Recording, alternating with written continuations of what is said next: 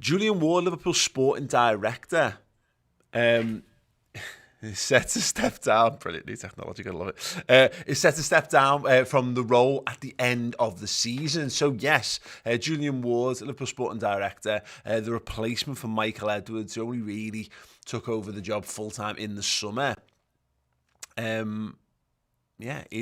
Is going to be leaving the club at the end of the season. Very, very strange sort of thing. If you've got any thoughts and reactions to it, then do let us know in the comments alongside or underneath the video here on YouTube. Very, very strange one indeed. Yeah, and kind of came out the blue, to be perfectly honest. Obviously, so much focus at the moment is on the World Cup. So much focus at Liverpool is on Sale. So for the sporting director, the man responsible for Liverpool transfers, to basically decide less than a year, certainly, even if the handover process was being done last year as Michael Edwards was stepping away, it's less than a year of the full-time responsibilities of this role, and he decided to move on, is really, really, really big news for the Reds. Absolutely madness, absolute madness. Yeah, what does it mean? Well, what we're seeing a number of reactions from Northwest journos. The Athletic are reporting he'll remain in the role until May, as Liverpool consider how best to fill the vacancy. Neil Jones, our very own, and also of goal, saying big news at Liverpool. Sporting director Julian Ward is stepping down at the end of the season. He only replaced Michael Edwards in the role in the summer. He was chiefly responsible for the signings of Luis Diaz and Darwin Núñez and Mohamed Salah's contract renewal. Liverpool are surprised and disappointed by Ward's decision and have begun the process of identifying the correct model going forward. And he understands as well that Director of Research Ian Graham could be next to leave too. I mean, you can't help but detach this in potential. Bear in mind, I have no inside knowledge on this whatsoever, but given the timing and the circumstances, Liverpool up for sale, FSG looking to move on, and so many of the key figures at the club, destabilised as a result. We've seen Mike Gordon's likely to be moving away from the day-to-day links with the club to be more focused on getting the sale process over the line. I mentioned there Ian Graham, a huge part behind the scenes of Liverpool and helping keep Liverpool on top of the game in terms of their recruitment and strategy and all that kind of stuff as well. And then, the guy effectively responsible for bringing in players, and which has been such a central hub, a central core to the issues a lot of people have with Liverpool's current ownership. I guess that only really adds fuel to the fire on that one. We got some comments in here. Simon Moore says not good at all. Again, and I thought here's an interesting question from Werdner Litton as well, saying, what's going on behind the scenes? And I guess there's let's have another one here, actually. Let me just double check this one is fine. Let's see. We got one from Tahir Ahmed. Failure to sign midfielders in the botched Artur transfer. Put unnecessary heat on FSG and Klopp. If Michael Edwards returns, this will be good news. That's the thing. I know a lot of people saying that, but there's literally nothing whatsoever to suggest that that's in the pipeline at all for Liverpool. Very much something that's caught Liverpool off guard. Now, it might lead to a conversation with Michael Edwards, but if he wanted to move on, you can't see a world where he's wanting to come back. And it does, again, open up questions of what's he been told? What does he know? What about Liverpool currently has put Julian Ward off wanting to work at the club? Not just, obviously he's going to continue his role till the end of the season. So that means he'll still oversee at least one transfer window. That's the upcoming January one. But has what he's been told about the upcoming January transfer window, is that part and parcel of him moving on? Again, we don't know these things. We can only speculate about them. But it can't help but be, I get concerned at the very, very least in all this, because, there is instability. The ownership group are looking to move on.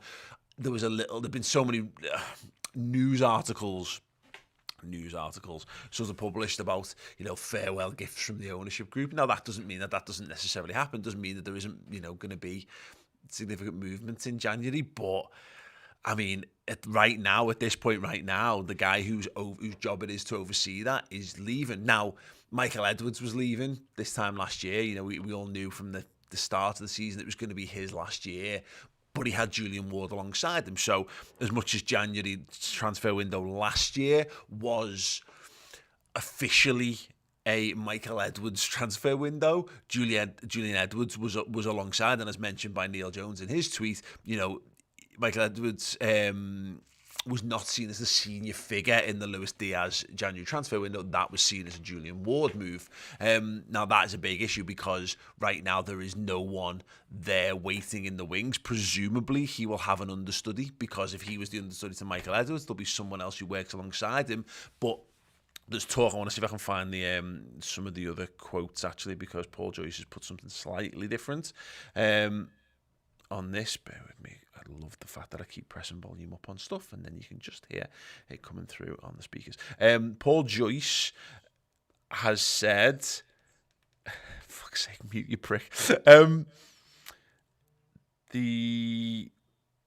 Can't see it. But there's some talk there about, they don't really have... Why are you still talking to me? Why? Joe, why is the laptop, the iPad still talking to me? Go away. They're going to have to go and find someone. They're going to have to go into the market to find a new sporting director. Now, do you get someone who's an existing sporting director at a football club? Is there anyone, to your knowledge, who's out and about in the place, who's maybe ready to move on or ready for a challenge at another club? They obviously had close relationships with the Red Bull Group in the past. Could be something to do with that. It's so annoying. It could be linked to that. But honestly, again, this is wild and pure speculation. I am going to be talking to Neil Jones about this, because Neil's one of the journos who broke this, and he will have a far greater insight and understanding of this than I will, of course. We're going to be doing Journo Insight at 2:30, which is just over a couple of hours away on redmenplus.com, and he will have far more understanding about this. Aaron Roberts, I'm going to give a highlight to this. Says Ralph Rangnick. Don't laugh, you never know. Sounds anyway, right, sounds fascinating stuff, really is. I mean, honestly, we've not really had time to properly compose ourselves on this, but just to spell out where this leaves Liverpool. You've got an ownership group looking to sell the football club. So FSG are currently, exploring avenues, taking offers to buy Liverpool. Obviously, Jurgen Klopp has signed the contract extension. He's come up publicly recently and said that, he's had conversations with the owners, and he's obviously fine with what's happening. He's abreast. He doesn't see it as anywhere near as big, bad or dramatic a situation as is maybe being portrayed. But the sporting director, the guy who basically sits between Jurgen Klopp and the ownership in Mike Gordon or whomever that might be at this point, or one of them certainly, and certainly when it comes to the guy who's responsible for buying footballers, has decided he's had enough. What is it about the job that he's decided he doesn't like? Now, you could argue a case that it could be, well, Liverpool are about to embark on an era where they just get to buy all the best players. So do you really need to be a sporting director? Is there any real work done in the job where you're just going to start going out and buying big name players? That sounds so ludicrous when you say it out loud. It's possible, but the other one is, particularly with the club up for sale, has he been told, well, the club's up for sale, so, your budgets have been slashed? And is he thinking, well, my responsibility is to be the guy who brings in the transfers, and if I can't bring in the players that I know that Liverpool need, then it's only going to tarnish my reputation. Jurgen Klopp can work miracles with the players that he's got, and he can bring players in, he can get the best out of it, he can coach people, and he can manage them, he can do tactics and all that kind of stuff. But someone like Julian Ward is going to live and die on the players that he provides. And Michael Edwards, we often joked about him getting a statue because of the job that he was able to do in buying and selling. But if Julian Ward is not able to do that, then would you want to be in a role where when all of a sudden that wasn't what you were, you couldn't gain credit, or you were on a bit of a hiding to nothing, or maybe you just decided there's something going to be happening in the club's future that you're not particularly into. There's a real The one worry for me on all this is that we kind of saw a similar thing when Chelsea were taking over. So many of the football people, in between the business and the football, left the football club in one hit, and that's a real strange. Yeah, I mean, it is a mad one. Keep your comments coming in. And which of those, if any, do you think it's likely to be? Obviously, pure speculation at this point, but it is an absolutely wild one. Yes, we're going to get more on this because it is a big story that does impact Liverpool. Neil Jones, as I say, is in at 2:30, so if you want to get the journo insight on that, then please do head over to redmenplus.com. If you're on YouTube, you can scan that QR code right there, and that'll send you right through there. You can get signed up. We've also got a Black Friday deal on yearly subscriptions as well. If you check our Twitter out, you can get that code and get a massive discount on a yearly Redmen Plus subscription as well. Mad. Absolutely mad indeed. Yeah, keep your thoughts, comments coming in after the fact. We'll have a little chat about this in the comment section underneath the YouTube video after the fact. Do drop a like on this if you like. Also, in fact, Joe, have we got the other camera set? Is the other camera plugged in? Okay, cool. So while we're here, before I go, this is just a little bit of a tester as well. We're going to be launching a brand new show 9 p.m. on Sunday.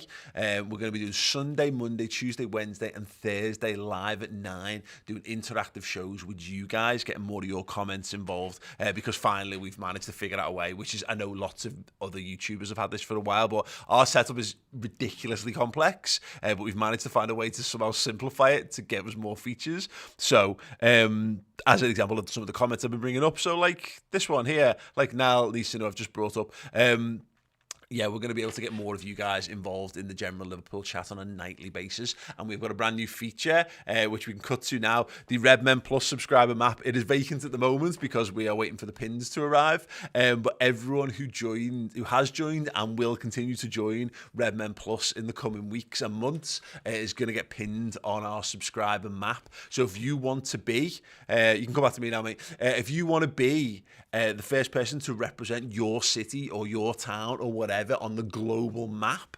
then yeah, if you sign up to redmenplus.com, and yeah, put your country and your city in. You don't need to give the full address, that's absolutely fine, but if you just put your country and your city in or your town in, then we'll be able to put you up on the board, and we're going to be doing that on a daily basis, updating that and giving you guys as much love back as possible. We've also got a new board to celebrate our YouTube members as well, and again, we're going to be doing your thoughts, reactions, and chatting through all the big Liverpool stories, doing some World Cup reaction as well on a nightly basis for free here on YouTube. So yeah, make sure you join me Sunday night at 9 p.m. And in the meantime, yeah, if you want more in-depth insight into what the hell is going on at Liverpool with regards to Julian Ward and Ian Graham and some destabilisation that's happening at the top of the football side of things, then come and join us here on redmenplus.com with Neil Jones for Journo Insight live at 2:30 p.m. So you've got time to get signed up, get over there, and we'll see it over there as well. But yeah, wow, absolutely wild. Right, thank you so much for joining us live here on YouTube. That is amazing stuff. You guys are boss. Have a boss afternoon, and yeah, come and join us for Journo Insight in a bit. Ta-ra.